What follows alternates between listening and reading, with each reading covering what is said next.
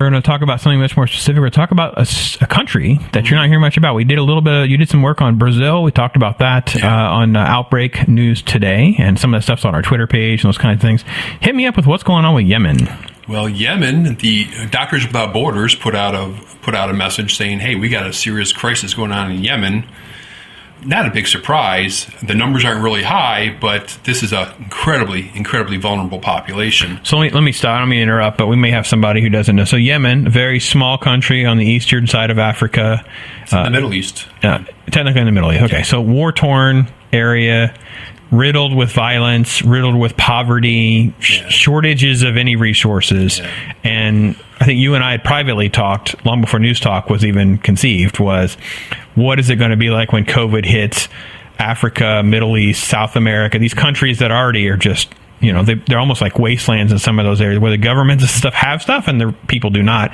Now it's in Yemen. Talk about the healthcare system and where we're at. Where are we on the timeline, in your opinion, and then, what's really going on? Well, in Yemen, as you know, for the past 5+ years or so, there's been a battle, a war going on between the Iranian Houthi-backed rebels and Saudi Arabia.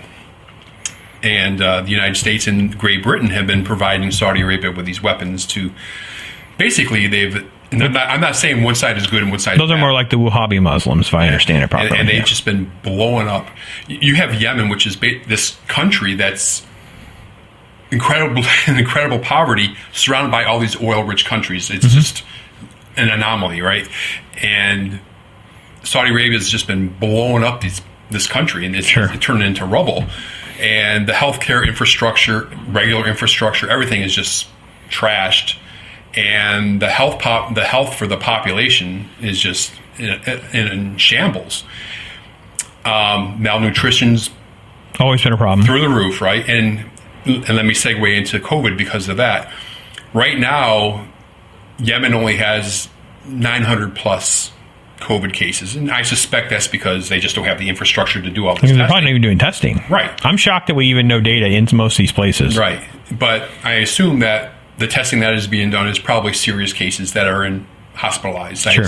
I doubt they have drive-throughs. Definitely. I can assure you folks, if you can find a photo of a drive-through COVID testing in Yemen that we can verify, we will send you a gift from the pop culture universe of prizes. I will gladly take ownership of that photo. I think the concern is, all right, 900 cases, there's been 250 deaths.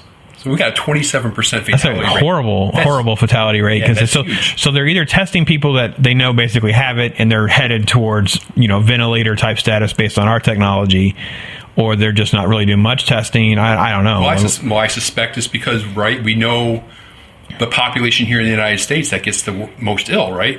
Right. Over there, if you got millions and millions of people, no food, and massive malnutrition. Okay, their immune systems are trashed. Yeah, they don't have an elderly population because of the war-torn nature of the environment. It's a very young population. But most of the people there have so many health deficiencies and, like you said, malnutrition, immunocompromised. Is that also an area that's been ravaged by other infectious disease and things that? Yeah. Well, if people haven't been paying attention for the past couple of years, Yemen's gone through a massive diphtheria outbreak because they haven't been able to get vaccines. Saudi Arabia has been doing blockades around the country so they couldn't get supplies, including food and medicines and stuff. Diphtheria is something they haven't seen since like the 80s or 90s, and all of a sudden they have this outbreak. And of course, the thing that's most well known, I would suspect, is more than 2 million cholera cases since 2018, which is, for us in America, we always think back to 2010 when Haiti had the earthquake, and over a decade they had 800,000 cholera cases. This is more than doubled. It's the largest cholera outbreak in modern history. What's the death toll from a 2 million person cholera outbreak? Oh, it's fairly low. Because if you're able to stay keep people hydrated, people will usually survive. Because it can frequently be self-limiting. So it's probably 1% to 2%. Okay. But still a massive number in the grand scheme of things. Yeah. Definitely more than the 900 COVID deaths that we've already had. Well, cases. Cases, right? Yeah. So Yemen's just a mess, and it's just a really sad situation. And putting on my non-interventionist hat, I don't think the United States should be. This started with Obama, and it's continuing with Trump, and I think we should get out of that. And again, my situation is with Yemen. While I'm no fan of the Saudi situation and this Iran-Saudi proxy war that everyone's kind of running, there's no good people to work with here. No, there's not. Right? There's Saudis in this for themselves.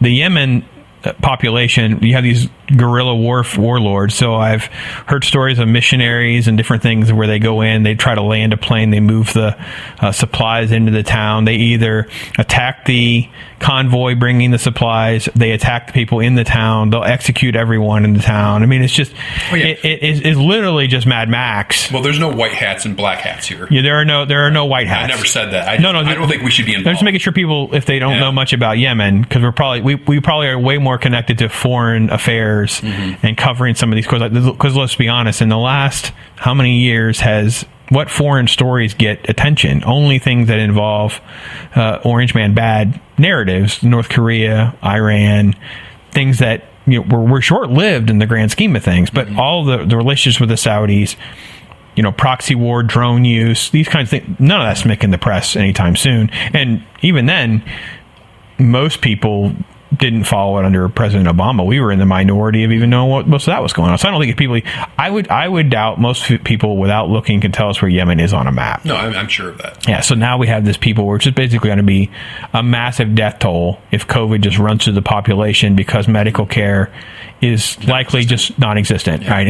And forget about ages. Was this going to mess up global data at all? There won't be that big of a blip. No, I mean, looking at the 188 countries that have reported cases, Yemen it is a blip. Yeah. However, just that case fatality rate is enormous. It's higher than anything Italy ever had.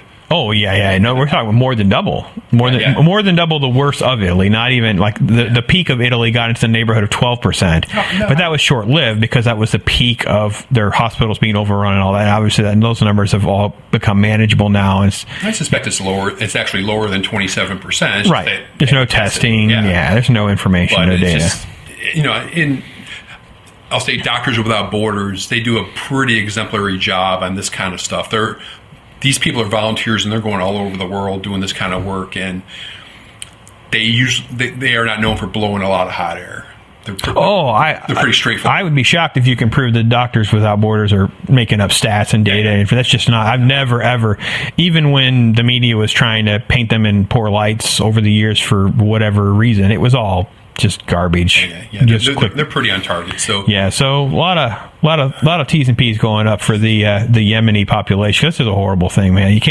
You're just trying to find some food. Next thing you know, you got a virus. You don't even know why. And next thing, a bomb's coming down. Just drones flying overhead, and it's just like I mean, and this is really. I have some numbers here, but I think we're good now. But I mean, the way this is affecting children, UNICEF and World Vision, the Christian organization, they're all over there trying to do stuff for help out these kids. It's a sad situation. Yeah, I don't even know what to do. There should almost be a way we can just.